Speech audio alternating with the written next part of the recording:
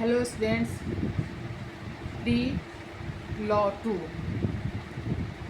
फिर मैं आज हिस्ट्री के क्लासेस में आप लोग को पहले जो मैं टॉपिक रखी थी और बताई थी और अभी चल रहा है हैदर अली, तो प्रथम आंग मैसूर युद्ध जो मैं बताई थी, और आज मैं आप लोग के बीच इसी का एक पार्ट आगे मैं उसके बारे में बताने जा रही हूँ। वो है द्वितीय आंग मैसूर युद्ध, यानी हैदर अली और अंग्रेज़ के बीच यह दूसरा युद्ध हुआ। तो पहले वाला जो मैं पहले वाले क्लास में जो बताई कि प्रथम आंग मैसूर युद्ध जो हुआ, जो 1766 से 1769 में जो हुआ, उसका कॉजेज़ मैं बहुत सारी डिटेल्स में मैं बताई आप लोग को। तो अंग्रेज़, और पहले ये भी बताई थी कि अंग्रेज़ कैसे चाहता था, कैसे उस पर अपना हावी होना चाहता था। तो बहुत सारे उसमें पॉइंट आया और दोनों में फिर संधि हो गई। दूसरा, फिर अंग्रेज़ की निगाहें टिकी हुई थी मैसूर पर, और वह वहाँ हैदर अली और अंग्रेज़ दोनों के बीच कटुता काफ़ी बढ़ते जा रही थी। तो और मद्रास की जो संधि हुई थी उससे असंतुष्ट नहीं था। तो वह एक कहने के लिए था, एक दिखावा था कि यह संधि हो गई, लेकिन अंदर से यहाँ पर अंग्रेज़ भी असंतुष्ट चल रहा था और हैदर अली भी असंतुष्ट चल रहा था। तो यह हम देखते हैं कि दोनों में फिर पुनः 1780 में 1780 में फिर यह युद्ध आरंभ हो गया, क्योंकि मन में कटुता थी। और ये था कि हमें अंग्रेज़ों को था कि हमें इस मैसूर को हासिल करना है, और हैदर अली की इच्छा उसकी थी कि नहीं, मुझे यह अंग्रेज़ों को नहीं देना है। तो दोनों को आंतरिक अंतर से अंतरात्मा दोनों का कोस रहा था, दोनों बेचैन था। तो स्वाभाविक है कि वह दोनों के बीच में फिर दूसरा युद्ध शुरू हो गया, जो कहा जाता है प्रथम नहीं, यह प्रथम हो चुका, यह द्वितीय आंग मैसूर युद्ध। तो प्रथम हुआ, द्वितीय हुआ, फिर द्वितीय के बाद मैं एक और नेक्स्ट क्लास में मैं आपको बताऊंगी तृतीय और चतुर्थ के बारे में, और टीपू सुल्तान के बाद तो आपका हैदर अली और टीपू सुल्तान सब इसमें कवर हो जाएगा। तो अब क्वेश्चन भी आता है, तो द्वितीय आंग मैसूर युद्ध जो था वह उसका क्या कारण था, वह क्यों हुआ? जब पहला हो चुका तो उसमें संधि हो गई, तो फिर यह क्यों हुआ? तो हम देखते हैं क्या कि इसके भी बहुत सारे पॉइंट है, कुछ कारण भी था। इसमें क्या था कि 1771 ईस्वी में मराठों ने, अब देखते हैं कि जब मराठों ने 1771 में हैदर अली के साथ जब वह युद्ध किया, तो उस समय अंग्रेज़ जो है वह सहायता नहीं किया। वह बोला कि नहीं, मैं आपको सहायता नहीं करूँगा। और क्योंकि जब मद्रास की संधि 1769 वाल हुआ था, तो उसमें अंग्रेज़ जो है कानूनी रूप में वह सहायता देने के लिए वह उसको बाध्य होना पड़ा था, मजबूरी थी कि वह उसका सपोर्ट किया था, वो मन से नहीं किया था, उसको मजबूरी थी, तो बाध्य होकर उसको करना पड़ा, वह मद्रास का। तो अब देखते हैं कि अंग्रेज़ जो था इन कार्यों से हैदर अली से बहुत निराश क्या, वह बराबर हुआ और मराठों के साथ अपमानजनक संधि करने को विवश उसको होना पड़ा।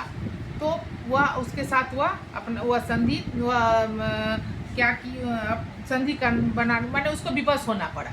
फिर हम देखते हैं कि अब आगे कि इस युद्ध में फिर हैदर अली क्या की सोच क्या थी, वह आगे अपना बनाया। तो देखते हैं कि अंग्रेज़ जब से वो उसको हेल्प नहीं किया, तो वह अंग्रेज़ों की जब वो आगे बढ़ते गया और 1779 ईस्वी में अंग्रेज़ ने माही पर भी अधिकार कर लिया, तो उसने अंग्रेज़ों से बदला लेने का तब निश्चय किया कि नहीं, अब मुझे अंग्रेज़ों से बदला लेना चाहिए। माही की फ्रांसीसी फैक्ट्री को हैदर अली ने अपने संरक्षण में ले रखा था। उसका जो फैक्ट्री था उसको हैदर अली अपने पास, उसके अपने संरक्षण में, उसको अपने देख रेख में उसको ले लिया था। उसके विरोध के बाद भी अंग्रेज़ ने उस पर अधिकार कर लिया और उसके बावजूद भी अंग्रेज़ ने उस पर अपना अधिकार कर लिया, जिससे हैदर अली को बहुत ज़्यादा क्रोध आया अंग्रेज़ों पर। अब उसके बाद हैदर अली क्या एक्शन लेता है, तो अब देखते हैं कि हैदर अली क्या करता है कि हैदराबाद के निज़ाम अंग्रेज़ से असंतुष्ट था। हैदराबाद का जो निज़ाम था वह अंग्रेज़ों से असंतुष्ट चल रहा था। हैदर अली अंग्रेज़ से बदला लेने की सोच रहा था, क्योंकि वह हासिल कर चुका था, तो उसके मन में आ रहा था कि हम अब अंग्रेज़ों से कैसे बदला लेंगे। तो बदला लेने का वो सोच ही रहा था और मराठों से अंग्रेज़ों का प्रथम युद्ध आरंभ हो चुका था।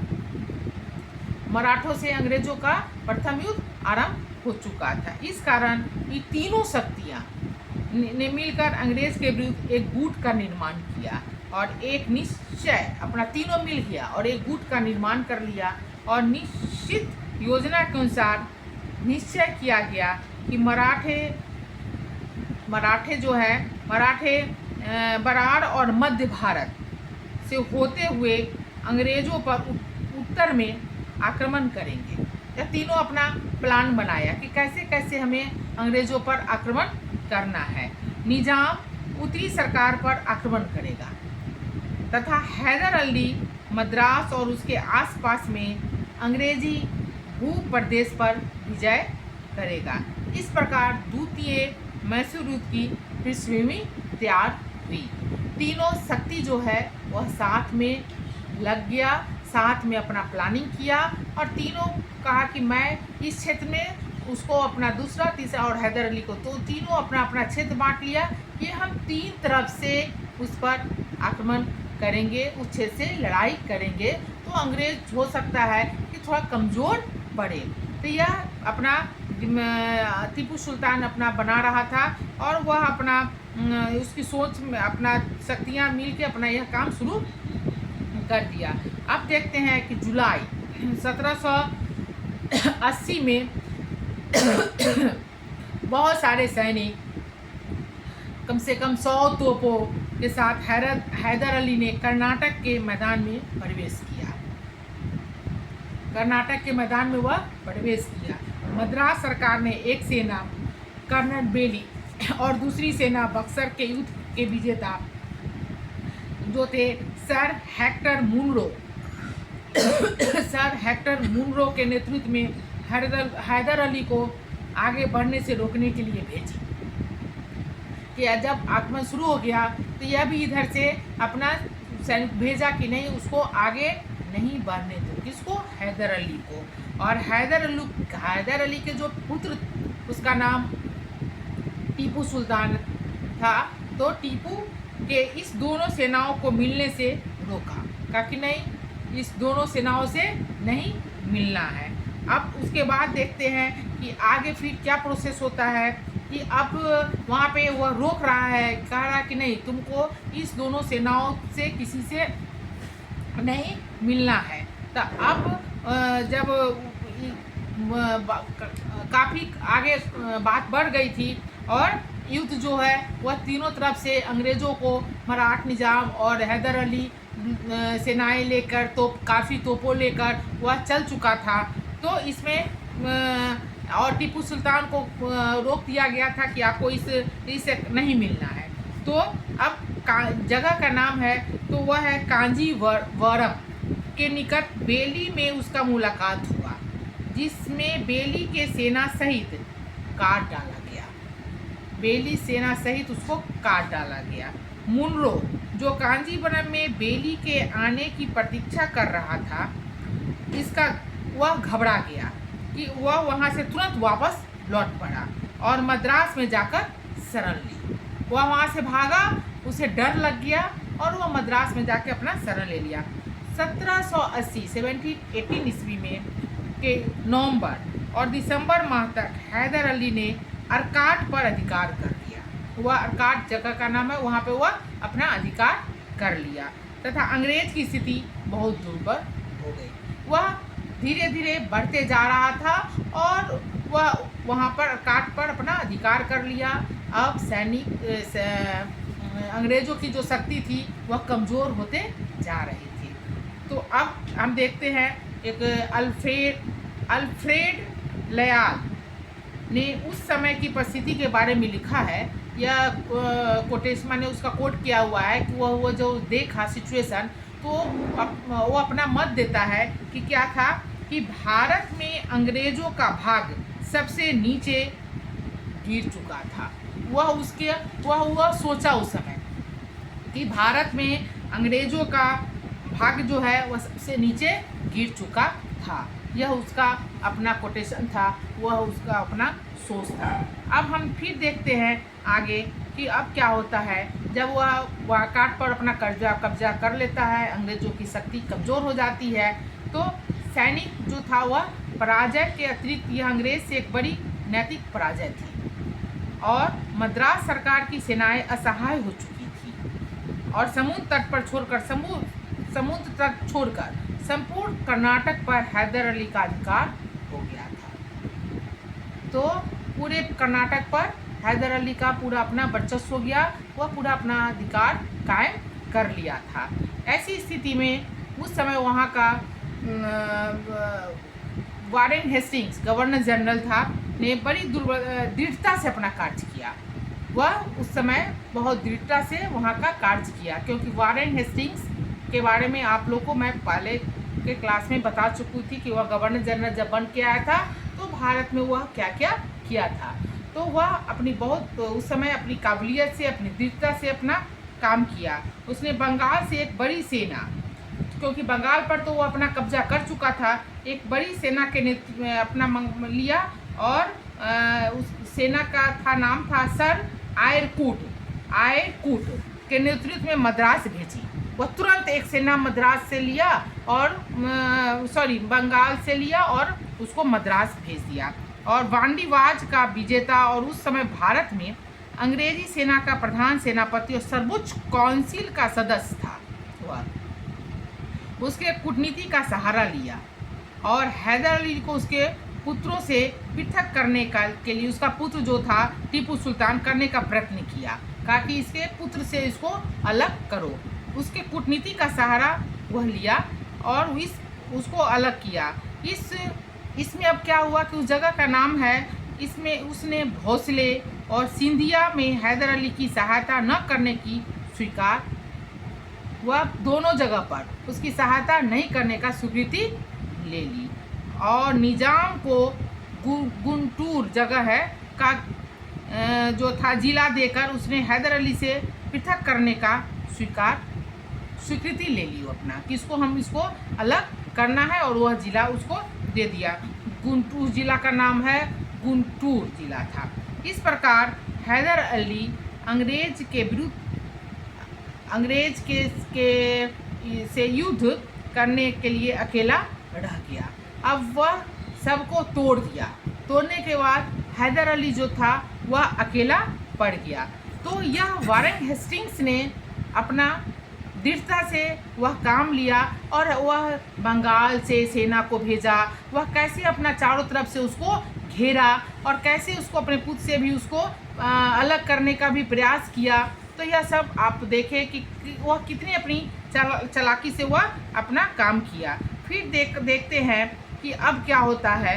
तो 1781 यानी 1781 में आयरकूट ने ये है आर्थरकूट नाम है, आर्थरकूट ने हैदर अली को प्रोटोनोवा के युद्ध में परास्त किया। इससे अंग्रेज की स्थिति में कुछ सुधार हुआ। अब जो अंग्रेज की स्थिति कमज़ोर हो गई थी वह अंग्रेज़ों की स्थिति में अब सुधार हुआ। उसमें आया कि नहीं, अब हम हैदर अली को जवाब दे सकते हैं, उसको हम हरा सकते हैं। और टीपू के जो जगह का नाम है वह है वांडेवास का घेरा उठा लिया।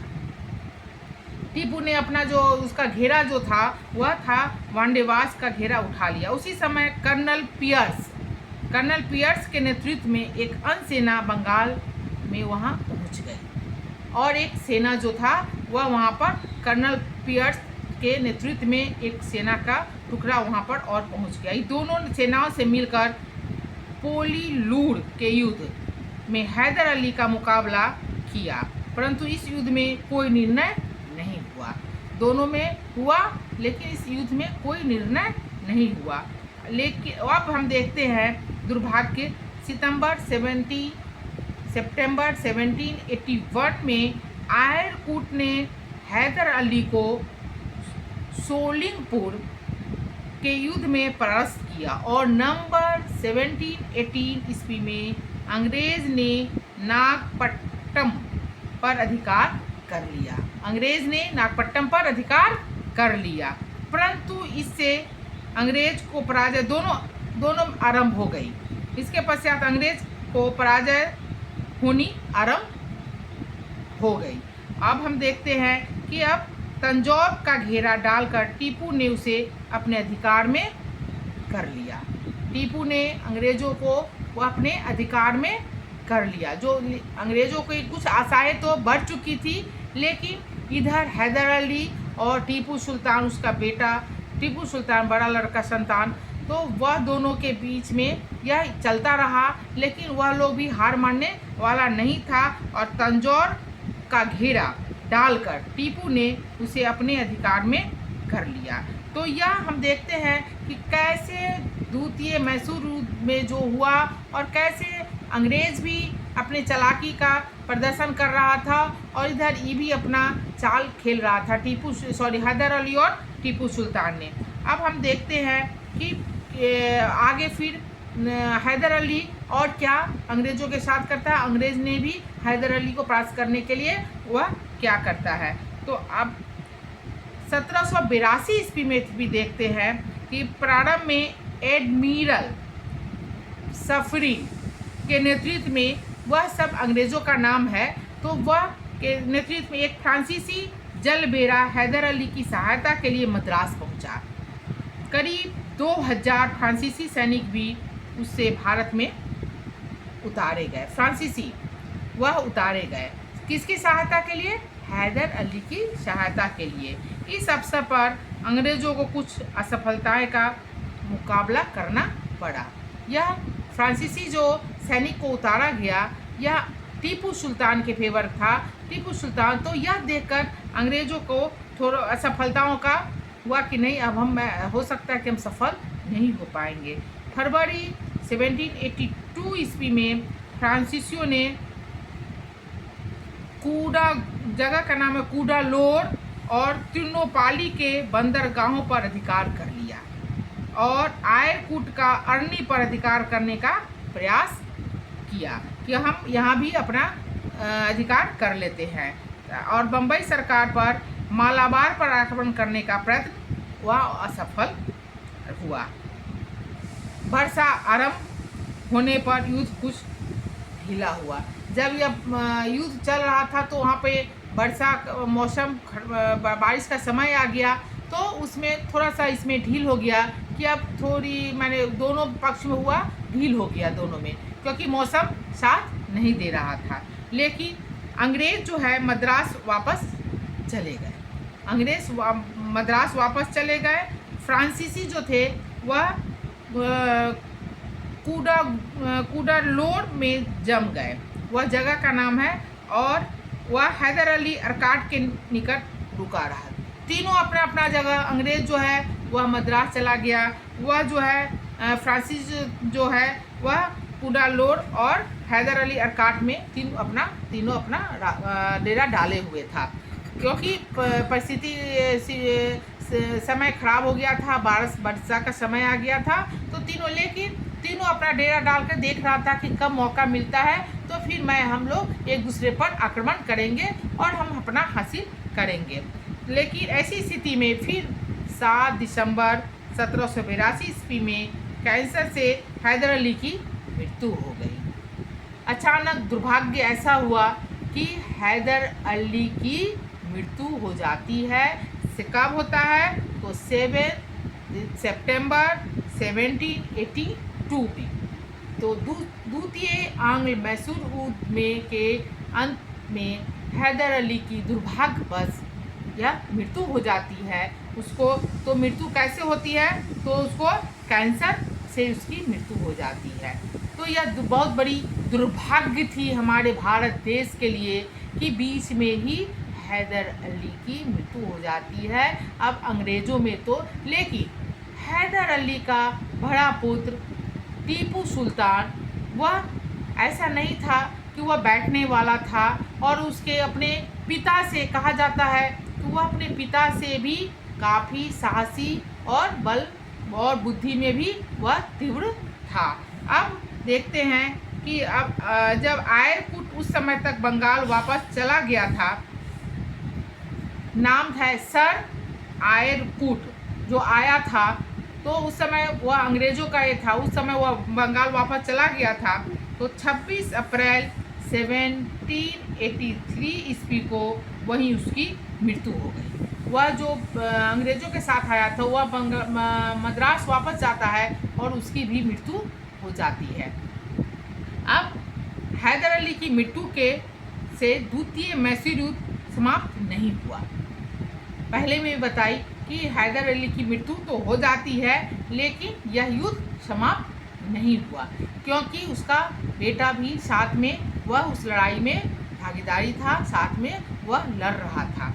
तो अब उसका पुत्र जो टीपू उससे भी अधिक महत्वाकांक्षी था, मैं पहले भी बताई थी, और वह युद्ध करता रहा, उसको वह रोका नहीं। उसने बम्बई सरकार द्वारा भेजे गए जो ब्रिगेडियर मैथ्यूस को न केवल मंगलोर और बेदनूर पर आक्रमण करने से ही रोक दिया, बल्कि उसे उसके बहुत से सैनिक के साथ कैद भी कर लिया, और उसे उस अवसर पर यूरोप में इंग्लैंड और फ्रांस में संधि हो गई तथा फ्रांसीसी संधि से अलग हो गए। अब देखते हैं कि यह टीपू के एक अपूर्णीय क्षति थी, क्योंकि वह उससे अलग हो गया, तो यह उसके लिए एक बहुत बड़ी क्षति हो गई। 1783 में 1783 ईस्वी में अंग्रेज़ों को पुनः सफलता मिली। अब अंग्रेज़ों को इसमें सफलता मिली। अंग्रेज़ों ने पालघाट और नवंबर 1783 ईस्वी में कोयम्बटूर जगह का नाम है पर अधिकार कर लिया। अब अंग्रेज़ वह दोनों जगह पर अपना अधिकार कर लिया। और तब देखते हैं कि मैसूर की राजधानी श्रीरंगपट्टम की ओर बढ़ रहा था। तभी मद्रास सरकार ने उसे वापस बुला लिया। अब वह मैसूर का राजधानी उसके तरफ वह बढ़ना शुरू कर दिया, लेकिन मद्रास का जो सरकार थे वह उसको वापस बुला लिया। मद्रास का गवर्नर मैकाउस वहाँ संधि के लिए उत्सुक हो रहा था, क्योंकि मद्रास काउंसिल के पास आर्थिक साधनों की अत्यधिक कमी हो गई थी और उसकी आर्थिक साधन कम था।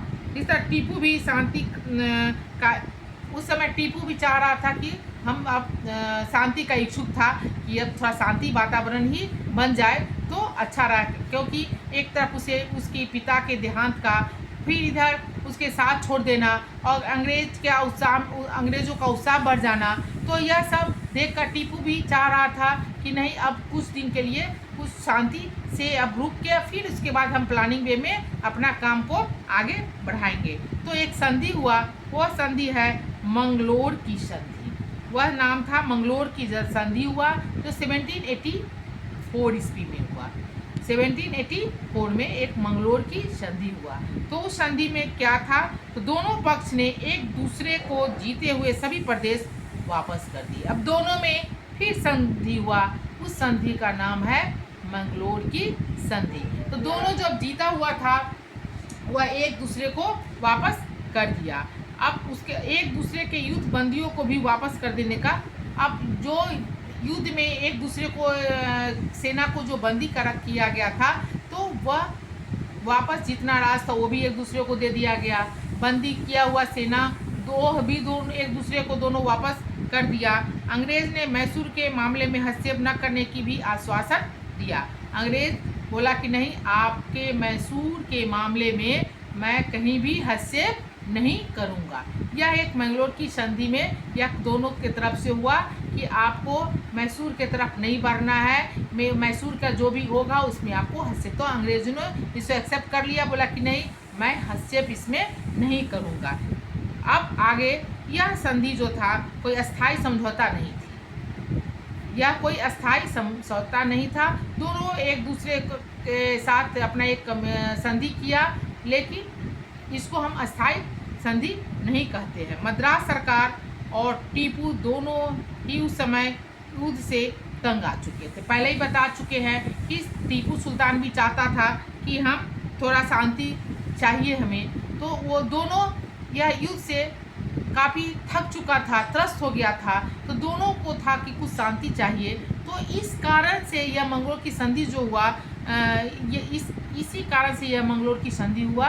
तो दोनों थक चुका था, तो ये संधि, लेकिन यह संधि जो था यह अस्थाई नहीं था कि अब हो गया, अब आज से बाद नहीं होगा, क्योंकि जब अस्थाई संधि ऐसा होता तो फिर अंग्रेज आगे बढ़ता ही नहीं, फिर वह मैसूर पर फिर आक्रमण करता ही नहीं, फिर उसे हासिल करता, क्योंकि उसे तो पूरे भारत पर अपना शासन कायम करना था।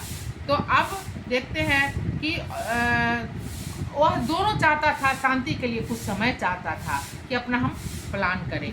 जिससे अंग्रेज कंपनी और मैसूर राज एक बार फिर अपनी अपनी शक्ति को एक दूसरे के विरुद्ध तोलने लगे। अब फिर दोनों के अंदर अंदर हुआ कि भाई वो उसका शक्ति को देख रहा था, वह मैसूर की शक्ति को देख रहा था, एक दूसरे की शक्ति को देखने लगे, तोलने लगे। तो वारेन हेस्टिंग इस संधि से संतुष्ट न था। वारेन हेस्टिंग उस समय गवर्नर जनरल था, तो वह भी इस संधि से संतुष्ट नहीं था। मद्रास सरकार के कारण उसे यह संधि स्वीकार करनी पड़ी थी, क्योंकि आर्थिक स्थिति से मद्रास सरकार जो था वह कमज़ोर हो चुका था, मैं बताई थी। तो वह उसके कारण भी अंग्रेज़ों को यह संधि करनी पड़ी थी। इधर टीपू सुल्तान की भी इच्छा थी कि हम इस संधि कर लेते हैं, और फिर हम उसके बाद थक चुका था, हार चुका था, और फिर मैं अपना प्लान बनाऊंगा। इस संधि से वहाँ एक और टीपू सुल्तान मैसूर राज की प्रतिष्ठा बढ़ी, और तब हम देखते हैं कि इस संधि से जहाँ वहाँ पर कहाँ मैसूर में, वहाँ पर टीपू सुल्तान और मैसूर राज की प्रतिष्ठा बढ़ गई, और दूसरी ओर अंग्रेज की प्रतिष्ठा पर ठेस पहुँच जाती है। तो हम देखते हैं कि अंग्रेज की प्रतिष्ठा पर ठेस क्यों पहुँचती है, क्या कारण है कि अंग्रेज की प्रतिष्ठा पर ठेस पहुँचता है यह संधि करने से, क्योंकि अंग्रेज भी अपना शक्ति को आगे कायम कर रहा था, वह भी अपने को जीत हासिल कर रहा था। अब यह संधि जो है यह बहुत इम्पोर्टेंट है द्वितीय मैसूर युद्ध, और क्योंकि इसी में दुर्भाग्यवश हैदर अली की मृत्यु हो जाती है, और टीपू सुल्तान जो है वह असहाय कहा जाता है, नहीं था ही टीपू सुल्तान, वो भी महत्वाकांक्षी था, लेकिन पिता की मृत्यु के बाद वह थोड़ा टूट चुका था, लेकिन वह इस युद्ध को रोका नहीं था, वह कायम रखा। लेकिन कुछ कारणवश वह उस संधि से मंगलोर की संधि करना पड़ा, और आपको हम बताए थे कि संधि से दोनों अंग्रेज भी संतुष्ट नहीं था, और अस्थायी रूप से यह नहीं था, लॉर्ड कॉर्नवालिस भी इससे असंतुष्ट था। और लेकिन हम देखते हैं कि मैसूर के राज्य और टीपू सुल्तान को काफ़ी जश्न मिला, वह काफ़ी उससे उत्सुकता बढ़ी, वहाँ के जनता भी खुश थे, लेकिन अंग्रेज़ों में इसकी कमी आ गई थी। उसे लगा कि नहीं, हमें वह असंतुष्ट, काफ़ी वह अपने आप से असंतुष्ट हो चुका था कि मैं जैसा सोच रहा हूँ वह ऐसा मेरे साथ नहीं हो रहा है। तो अब फिर इसका कुछ परिणाम भी तो हुआ। क्या हुआ कि मैंगलोर की संधि अंग्रेज़ों के लिए तो अपमानजनक था ही। यह संधि उस समय हुई जब टीपू की सेना विजय यात्रा कर रही थी। इसका परिणाम उससे उन परिस्थितियों में टीपू संधि के लिए तैयार नहीं था, और भारतीय राजा उसकी सहायता करने को, जो भारतीय जो राजा था वह उसकी सहायता करते तो यह निश्चित था कि भारत में अंग्रेजी साम्राज्य की जड़ें गहराई तक नहीं आ सकती थी। अगर भारत के जो राजा थे, अगर सही में टीपू सुल्तान का वह मन से सहायता करता तो अंग्रेजों की जड़ें अब नहीं होगा, जो जम गई थी वह नहीं जम पाती। तो हमारे भारत की यह दुर्भाग्य थी कि भारत के राजा भी सही से टीपू सुल्तान का सहायता नहीं कर किए। तो स्टूडेंट्स, हम देखते हैं कि नेक्स्ट क्लास में फिर हम चलेंगे तृतीय और चतुर्थ अंग मैसूर युद्ध। अब उसमें क्या होता है, अंग्रेजों ने अपना क्या कूटनीति चाल चलता है और टीपू सुल्तान क्या चलता है, तब हम फिर आपको नेक्स्ट क्लास में बताएंगे। और तब यह चैप्टर समाप्त हो जाएगा, हैदर अली और टीपू सुल्तान।